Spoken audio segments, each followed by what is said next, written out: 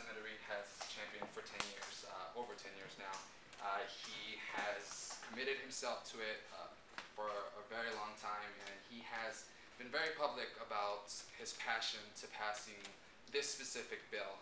As you all know, he's also very much in favor of a comprehensive immigration reform bill, but the DREAM Act to him hits home.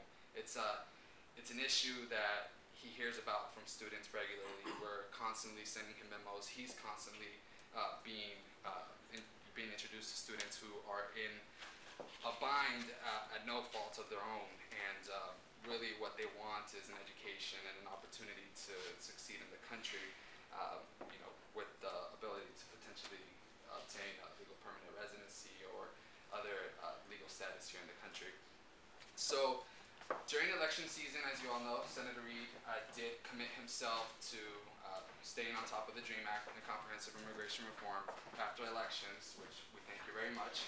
He did come out of here with a big victory, and he was very strong on the fact that he wanted to reintroduce the DREAM Act. So he introduced the DREAM Act not as part of the Defense Authorization Bill. Instead, he's introduced it as a standalone bill. That way, he is able to actually draft it and work it to the point where he can possibly garner the Republican support that we need. I don't know if you guys know, but he actually filed for cloture today, so the Senate will be voting on cloture on Wednesday. Nelson, can you explain what cloture is? Cloture is the motion in order to bring the bill forward to the floor. So it's the first step. It's kind of like the trial test, before you can open it up for debate, before you can do any amendments to it, you have to file for cloture. And it's a big step, especially because it's the lame duck session. It's a very, very tight schedule. I don't know if you've been paying attention to the news, but they are working weekends trying to get as much support around every issue as possible to get it in. But we will be up for vote on Wednesday in cloture. We're very confident that with all the efforts that are being made, that there is a good possibility that we will get the cloture vote. But we also have to be realistic and understand that we need the Republican support in order for it to even get that cloture vote, which is 60. We need that magic number of 60. So the best thing we can tell the community at this point is to do everything they can to get the word out, to tell all of your representatives that either, whether you support it or you don't, that you're vocal about the issue, because this is something that, that needs the attention in order for it to get more support. Does everyone know the basics of the DREAM Act, or does Go ahead and explain it just in case. Okay. Well, pretty much the DREAM Act, what it would do is it would allow students who want to pursue higher education, who actually came into this country at no fault of their own before they turned 15, the opportunity to obtain conditional residency while they are obtaining their education, higher education, or while they're serving in the military. It by no means grants them a free pathway to it. Actually, this new version has included a portion in there to where the age has been dropped from 34 to 29, and there's also a 10-year period in which they have to maintain their conditional residency before they can apply to be a legal permanent residency. And during that time, they have to have good moral character and follow a big pile of rules that will be placed in front of them. And they also have to pay back taxes.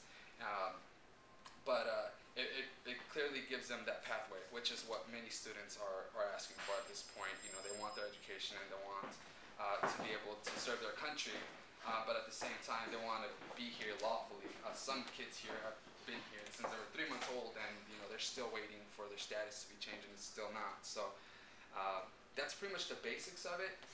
You have to have been in the country for 5 years in order to qualify for the DREAM Act. So those are the main requirements. But as long as you obtain your 2-year degree, 4-year degree, or you serve in the military, then you do have the eligibility to turn your conditional residency into a legal permanent residency. Isn't it true also that after they spend the 10 years investing in our country, they still have to apply for citizenship, and that could take another 5 years before they're actually formally sworn in?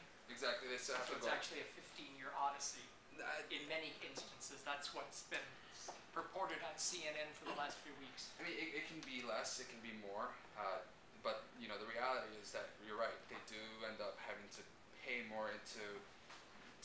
system, or because they have to pay that time that they were here.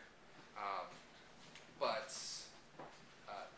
the good news is that there's that pathway, and that's that key word that we're looking for. Is there's an opportunity for them to move forward, which is what many of them are asking for.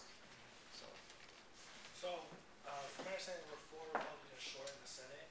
Any word at all, like on Ensign? Because I know he won't say nothing. You know, we haven't received any feedback from their office. I know that we had a conference call today, and our policy person on this issue pretty much said, you know, it sounds harsh, but you have to ask him, because that's really we won't know which way Republicans are going to go until that Wednesday vote. We know that there are discussions, and Senator Reid is, you know, discussing the matter with his colleagues, but we're not going to know whether they're going to vote yea or nay until closer. So what about the Republican little blockade that they presented, that they don't want anything voted on until we do the tax breaks for the wealthy? Well, they're confident in that they're going to work out a deal to fix this tax cut expiration dilemma that's going on. But, you know, again, the senator still feels that this is such a strong bill that it could still get the votes, even though there's a lot of media attention around the tax cuts. So we're still really confident that there may be that possibility of getting those supporters. Yeah, because I've been getting like all these requests for petitions. I know there are actions that other progressive groups are taking on the tax issue because they don't want any deal involving extending any of the what I call the Bush billionaire bailouts. So like, how are you handling that balance of trying to find the fairest possible tax deal while still getting some deal done so we can get Don't Ask, Don't Tell, and DREAM Act done? Right. Well, I don't know if you've been following today was a really pretty big day in Congress.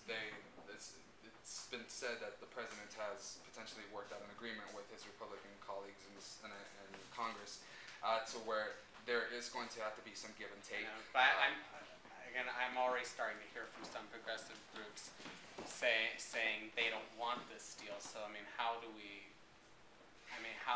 we explain to them what's happening and like what we can realistically expect on taxes so that we can get all the rest of this Don't Ask, Don't Tell, DREAM Act, if what I'm hearing is correct and there was a technicality in the food safety bill that needs to be dealt with. Right. Well, the best thing to say is that as much as we would love to say we have 60 votes that are locked in, we don't. So compromises have to be made, negotiations have to be made. You know, we're exiting this lame duck session and going into a more A less Republican friendly Congress. Congress. Right. So this is why they were elected into office, because they're trying to get the best deal while, you know, having to make some compromises along the way to get a bill passed, because ultimately we need unemployment extended. We need key things, and you know, they're looking for the best possible route to take to get that and to also be able to move forward in the next session. So. Anybody else?